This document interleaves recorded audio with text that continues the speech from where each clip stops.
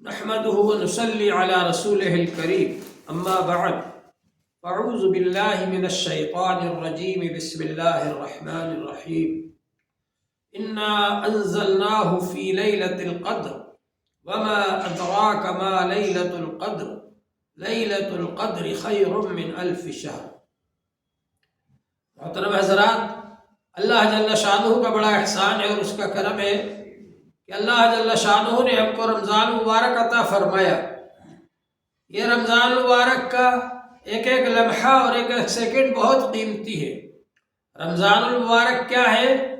یہ اللہ جل شانہ نے ہمارے لیے جشن اور خوشی کا موقع عطا فرمایا ہے۔ اسی ماہ مبارک میں اللہ جل شانہ نے قرآن پاک کو نازل فرمایا۔ قرآن پاک کو نازل فرما کر اسی ماہ مبارک میں اللہ تعالی نے ہمارے لیے شب قدر کو رکھا اور فرمایا انا انزلناہ فی لیلۃ القدر، ہم نے قرآن پاک کو شب قدر میں نازل فرمایا ہے۔ اللہ تبارک و تعالی نے یہ شب قدر رمضان میں رکھی اور رمضان میں قرآن پاک نازل ہوا ہے۔ قرآن پاک کے نزول کا ایک موقع تو وہ ہے جب کہ اللہ جل شانہ نے قرآن پاک کو لوح محفوظ پر نازل فرمایا اور پھر لوح محفوظ سے آسمان دنیا پر اللہ جل شانہ نے رمضان المبارک میں نازل فرمایا۔ اور یہ بھی کہا جا سکتا ہے کہ رمضان المبارک میں قرآن پاک نازل ہونا شروع ہوا۔ بہرحال اللہ جل شانہ نے رمضان شریف میں قرآن پاک کو نازل فرمایا، اس لیے رمضان شریف کا خاص تعلق ہے اس قرآن پاک سے، اور قرآن پاک کی وجہ سے ہی رمضان مبارک کو فضیلت عطا فرمائی، اللہ تعالی نے عظمت اور بزرگی عطا فرمائی۔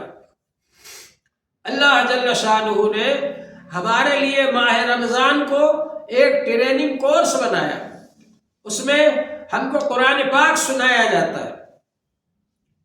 تراویح کے اندر قرآن پاک سنایا جاتا ہے، اور یہ سنت ہے کہ تراویح میں پورا قرآن پاک سنا جائے، اور قرآن پاک میں تراویح میں قرآن پاک سنا کر یہ بتایا جاتا ہے کہ اللہ تبارک و تعالی نے تمہارے زندگی گزارنے کے لیے تمہارے لیے قانون بنا کر بھیجا، محبت بھرا پیغام بھیجا، لہٰذا تم اس کے مطابق زندگی گزارو۔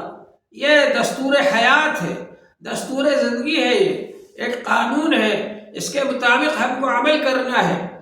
اللہ تبارک و تعالی نے اس کا انتظام فرمایا کہ ہم کو سنایا جائے تاکہ ہم اس کو سمجھ لیں اور سال بھر تک اس کے مطابق عمل کریں۔ ماہ رمضان میں رسول پاک صلی اللہ علیہ وسلم حضرت جبرائیل علیہ السلام کے ساتھ دور فرماتے تھے، اور جس سال رسول پاک صلی اللہ علیہ وسلم کی وفات ہوئی اس سال آپ نے 2 بار دور فرمایا جبرائیل علیہ السلام کے ساتھ۔ تو اس ماہ مبارک میں قرآن پاک زیادہ سے زیادہ پڑھنا چاہیے، زیادہ سے زیادہ تلاوت کرنا چاہیے۔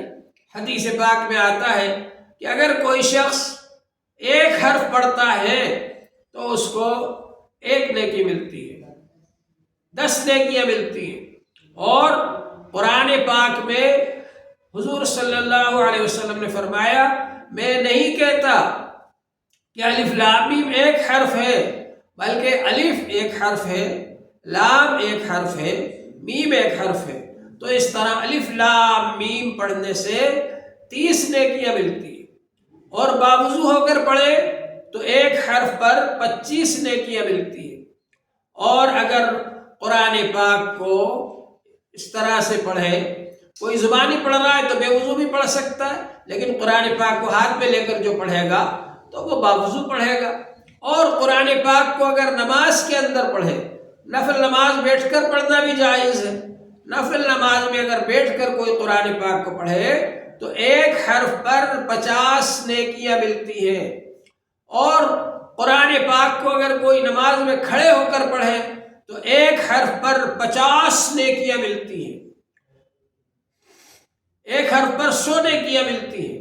بیٹھ کر پڑھنے والے کو، بیٹھ کر نماز جو پڑھ رہا ہے اس کو ایک حرف پر، قرآن پاک کے ایک حرف پر 50 نیکیاں ملتی ہیں، اور جو نماز پڑھ رہا ہے کھڑے ہو کر کے اور کھڑے ہو کر قرآن پاک کو پڑھ رہا ہے، اس کو 1 حرف پر 100 نیکیاں ملتی ہے، اور جتنا ثواب پڑھنے والے کو ملتا ہے اتنا ہی ثواب اس شخص کو بھی ملتا ہے جو کہ قرآن پاک کو نماز میں کھڑے ہو کر سن رہا ہے۔ تو تراویح میں کتنی نیکیاں ملیں گی ہم شمار بھی نہیں کر سکتے۔ اس لیے ہمارا یہ جذبہ ہونا چاہیے کہ ہم تراویح اہتمام کے ساتھ میں پڑھیں، رمضان شریف کے اندر قرآن پاک پڑھیں، تہجد میں پڑھیں قرآن پاک، اور رمضان شریف میں زیادہ سے زیادہ تراویح کے اندر اہتمام کے ساتھ شریک ہو، اور پورا قرآن پاک ہم تراویح میں سنیں، اور اس کی کوشش کریں کہ پورے رمضان ہم 20 رکعات تراویح پڑھتے رہے، تو انشاءاللہ تعالی ہم کو بہت ساری نیکیاں رمضان شریف میں مل جائیں گی۔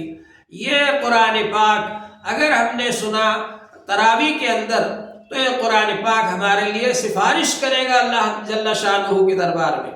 حدیث پاک میں آتا ہے من صام رمضان ایمانا واحتسابا غفر له ما تقدم من ذنبه، جس نے رمضان شریف کا روزہ رکھا ایمان کے ساتھ اور اخلاص کے ساتھ، اس کے پچھلے گناہ معاف ہو جائیں گے۔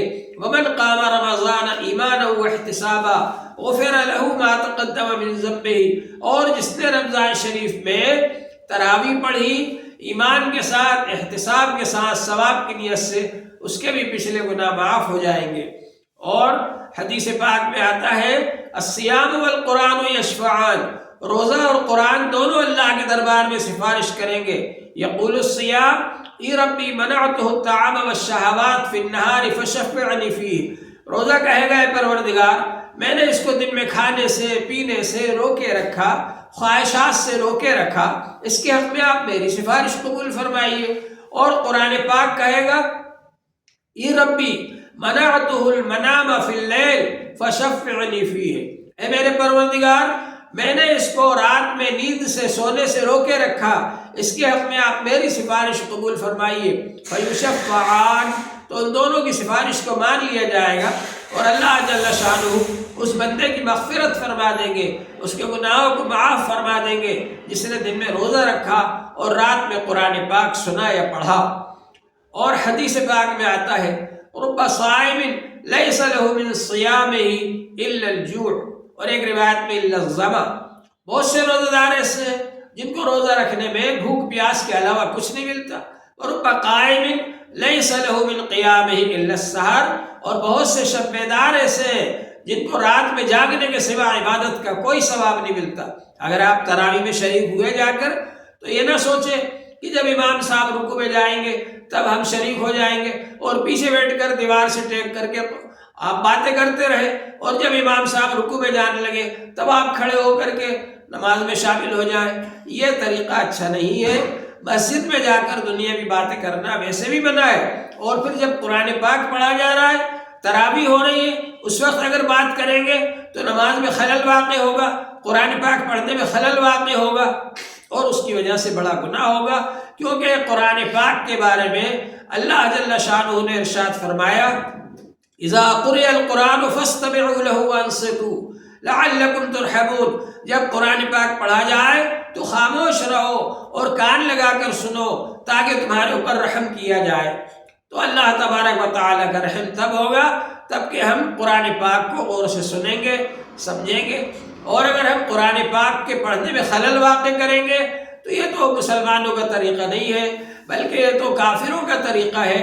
کافر لوگ ایسا کرتے تھے کہ جب قرآن پاک پڑھا جاتا تھا تو وہ لوگ اس کے اندر اپنی باتوں کے ذریعے سے خلل ڈالتے تھے، شور و شغب کیا کرتے تھے، اس سے ہم کو بچنا چاہیے۔